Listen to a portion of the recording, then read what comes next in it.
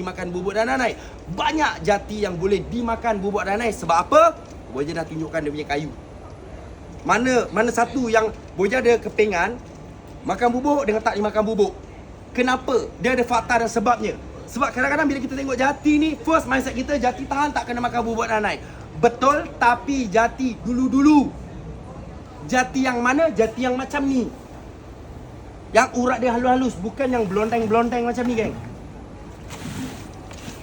Tengok acik-acik, cuba bezakan sendiri. Acik-acik rasa beza sangat tak? Macam tu. Nampak tak? Acik-acik, 1 dan 2 ada beza tak?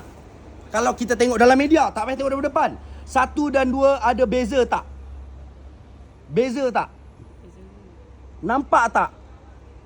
Kayu yang baik tu macam mana? Sebab tu beli jati jangan sekadar tengok design, lepas tu bandingkan harga. Kita tengok barang RM15,000, woi mahalnya RM15,000. Kita tengok RM3,000, oh murah. Tanpa kita tahu apa beza barang tu. Sebab tu dekat gudang Bos Ijan ada yang termurah, ada yang tertinggi.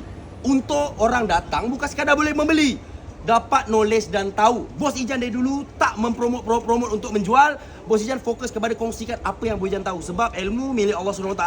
Sebagai peniaga yang Allah bagi ilmu tu, pinjam ilmu tu, Bos Ijan sambungkan balik supaya nak beli dekat mana-mana pun kita boleh tahu macam mana nak bezakan kualiti grade A, grade biasa, supaya jimat poket kita. Macam ulang-ulang Bos Ijan cakap, ya betul. Bos Ijan salah seorang peniaga yang sangat goblok, memburukkan barangnya, barang jualannya dengan sendiri. Tapi hakikat dia bukan burukkan. Bos Ijan cuma cerita benda yang betul, apa yang Bos Ijan tahu sahaja. So Bos Ijan tak overclaim, Bos Ijan tak perlukan overclaim, oh ni barang baik boleh tahan bla bla bla.